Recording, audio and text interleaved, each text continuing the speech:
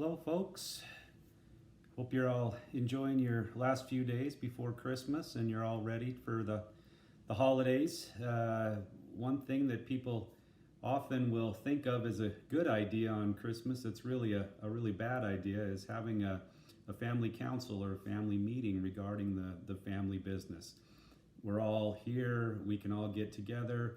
Unfortunately, what happens is we all tend to fall into family roles in that setting instead of business roles. We tend to have people involved that maybe shouldn't be involved, and it can really not do a whole lot for the business and potentially ruin everyone's holiday. So we actually discourage that family meeting from taking place in the family home over Christmas or Thanksgiving or a holiday like that. Instead, we recommend getting out, getting away from the business site, getting in neutral territory where the family can be better able to avoid distractions that come when you're right around the business or when you're right around the family home, and maybe be more focused into what they're trying to do. So what are some things that you can do to have successful family business meetings or family councils about the business and about the transition of the business? Well, here's a few things. One, keep it positive.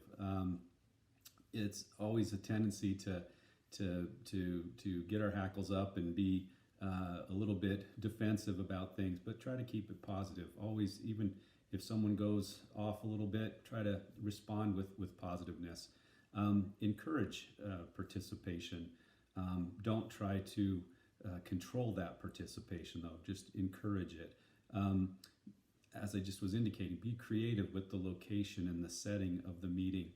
Make sure you've got an agenda about what you want to talk about and the time that you're going to spend on the different things. Set goals and objectives for the transition if that's part of what's going on. Set some goals for what happens next. Spend some time trying to reconcile your priorities. What needs to come first in this transition process. And make sure you're turning those goals into objective action steps that can be reviewed and determine whether things are going forward appropriately.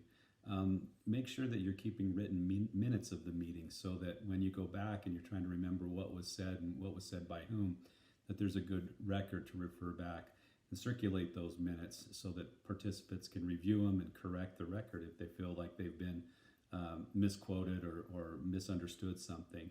And then follow up and with those goals. Make sure that people are accomplishing those things that they've been tasked with doing.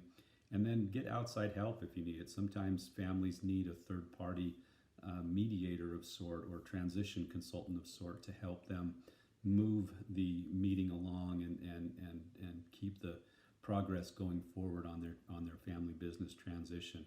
M. Russell Ballard wrote in his book, Counseling with Our Counsels, like other counsels, the family council can be a positive, causative force in our lives. It can bring order.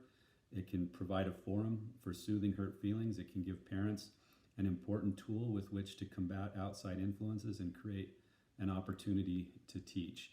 I hope that that's what you can use your family meetings for as you're moving your family business forward. I hope you have a great holiday, and remember, don't have that meeting over Christmas. It'll just ruin Christmas dinner.